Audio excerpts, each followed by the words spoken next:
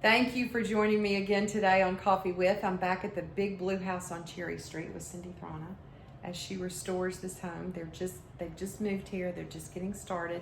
And so now we're in what she refers to as the ballroom, which is really the heart of this house. Everything kind of wraps around this big room. So I'm going to step out, and again, as you talk, there's a lot in here, and I don't mean their personal belongings. There's just a lot that is just so fantastic about this room. So talk to us about what this possibly was used for and what your plans are. Well, the woman who built this home in 1912, 1913 was very into music, the arts, you can tell. And this room primarily was used for music, concerts, art, dance, and at the back of the room there's a curved space where you would naturally either put a piano or a small orchestra, something like that. They would set up chairs in here. Its original intent, as I strip it away, I believe, it was supposed to look like a Roman temple. And over time in the 80s, somebody did some really bad avocado and purple and the colors of the day. The columns were now faux finished brown, but to look like wood, but they were originally gray to look like marble. And I've got a lot of stripping to do because the woodwork on this side has been made avocado with like a faux finish. And there's some beautiful barreled ceilings in the corridors, which of course need some work. But you can see with the paint peeling away that they were faux finished at one point to look like sky. So this room was supposed to be like a Roman temple. Another thing that's interesting about this room is that all the molding and things that you see on the walls and the baseboard is all made again of the indigenous plaster. It is not wood. So the incised block that you see on the walls was originally incised block. They did have that look. Incised block was really popular at this point as a way to deal with large expanses in a home to give it wall decoration. I also have it on a smaller scale in the kitchen and in the serving area, and I'm just going to step through. This piece of furniture was left to me in the house. This is a large wine cabinet, and it will stay in the house. Will be put on one of the walls because it really is the size and the scale of something that you need for a room like this. We plan to use it for that same thing. We plan to use it for parties, for music, for activities. Eventually this home will be open to the public for tours. You will be able to rent this space for a wedding or a party or a charity event, or even, let's say, a small antique show, something like that. It takes up the most space in the house. This house looks like a huge house, but when you get into the rooms, they're actually sort of normal sized. All of your square footage is sitting really in this ballroom. So that was obviously very important to Mrs. Fischel when she built this house, that she had a vision of what she wanted her life to be, and this is what she created so that she could have that. Okay, and the view that you're looking at right now behind Cindy is actually the front door. Correct. That is facing Cherry Street. Right. And that area just beyond these French doors is the foyer, and we've had one episode about that before. So if that kind of gives you a frame of reference, that's where the ballroom is, in the very center of this house. Now I'm going to pick up the camera and look up and get you to talk about what's up there. Okay. And your hope and dream that you Yeah. can get that repaired. Yeah. So if anybody has a little motion sickness, this might do it for you. Yeah, there's stained glass windows up above us. The same architect that built the stained glass manor on Drummond built this house. And so he loves stained glass, that architect. So he put them in. Unfortunately, they have what they call a dog hut over those. They built a structure so no light comes through there anymore. But it originally was sort of a skylight. It was a skylight, and you could see through.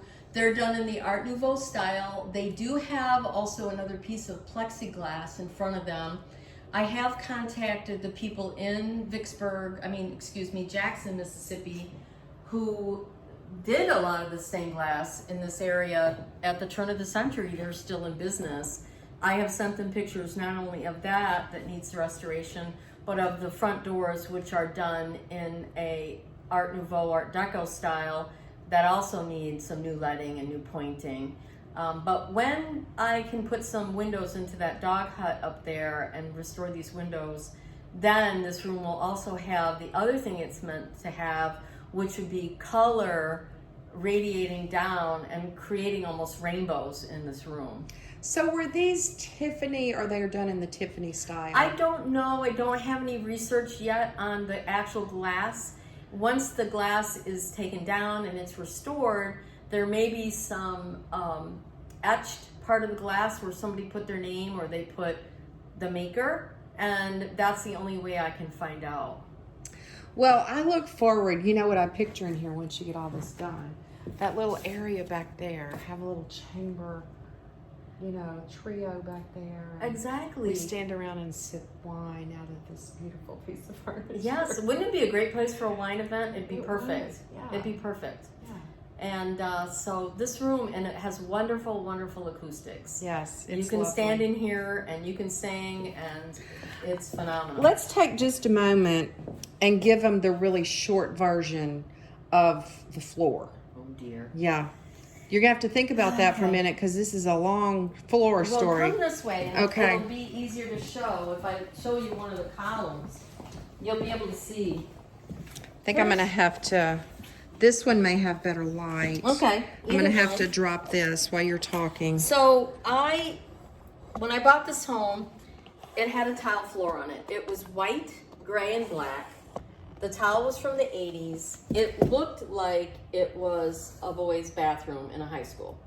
So I knew it wasn't original, so I decided to take the floor up. Now, so this is the baseboard. I mean, this is the trim piece around the columns. Right. And how far would you say, I'm sorry to interrupt your story, how far would you say this is from this trim piece to the floor? It's probably a good 10 inches. Yeah. Now, the also thing was there was a piece of marble insert in there, but the problem was I met with a very good architect. He lives here in Vicksburg, but he's originally from Connecticut, so we got along like peas and rice. And he came after I took the floor up because it was just rubble, and I couldn't understand why the tile came up that way. I was flabbergasted. So I thought I was going to have to put more cement back in, and there's no easy way to get a cement truck up into this house. So I had him come, not only to look at this, but several things about the house. And he was very knowledgeable, and he said, let me go to the basement. So he went to the basement, and then he said, do you want the good news or the bad news? Now, since I'd had a lot of bad news lately, I was like, give me the good news. And he's like, the good news is you did the right thing getting rid of the tile. The bad news is you have to get rid of the rest of the cement, which is called cement grout. This floor had several reincarnations. There's a room very much like this one at the Rhode Island Historical Society on Roger Williams Park. And they have columns like this. They have very similar patterns. So I took pictures of that, which was a terrazzo floor. But what happened was 4 dumpsters later, I had to have 4 dumpsters because of the weight. Now the floor has vapor barrier and 2 layers of plywood to bring it to the correct height for either tile or wood flooring. I'm planning to wood floor it, put some inlay in it. And the reason it all had to come out is because the joists of this house were buckling from the weight of the cement. So when the house lifted up, it's now actually a little bit above the pilings.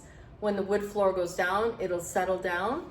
But later in an episode, we'll show you where the maid staircase actually detached from the house when the house lifted up.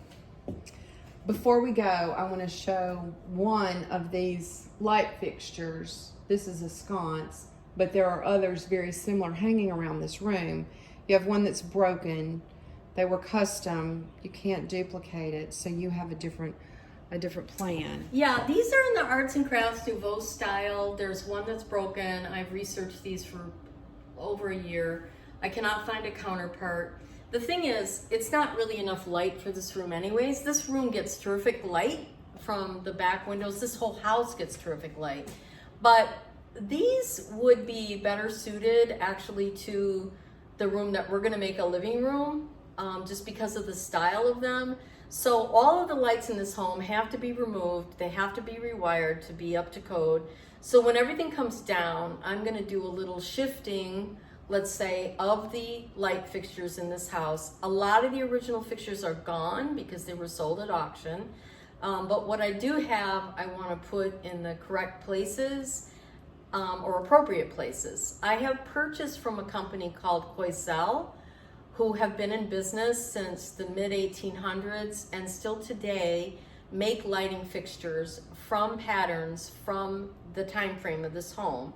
So I have purchased appropriate lights for this space with blown glass shades, and those will go up once it's completed. You have a whole porch full of that kind of stuff. I have a whole porch full of lights. It's really neat though. I love it. My husband says I'm a hoarder, but actually I'm a collector. Let's be clear. Well, you have to be if you're going to restore something like this. You have to save because you have to find bargains. There's just no way that you could just be able to just go out and just do this carte blanche. There's just no way. Okay, well, thank you so much for inviting us in. And you're just getting started. Yes. And has graciously offered to allow us to follow her through this whole restoration. And it's going to be a lot of fun for me, and it's going to be a lot of work for you. Yeah. But I look forward to our regular visits so we can see how things are going. Yeah. It's going to be a labor of love. So people who buy these old homes, they love them. And I've joined a website that's about Victorian homes, and people are very supportive. They put lots of great ideas on there. And they put their triumphs and they put their, tribulations. But it's a great way to have a kindred spirit. My husband's not that enrolled in it, so I have, he just wants the kitchen to be done and there to be a finished product, and that's what he likes. Well, you can get the kitchen done and then he can just cook all Exactly. Right. He could cook and play the blues. That'd be So great. if you see Cindy around town, which you're likely to, give her some words of encouragement, because we're just so excited that y'all are here and that you're restoring this lovely old home. Thank you so much for coming to Vicksburg. And we'll be back soon.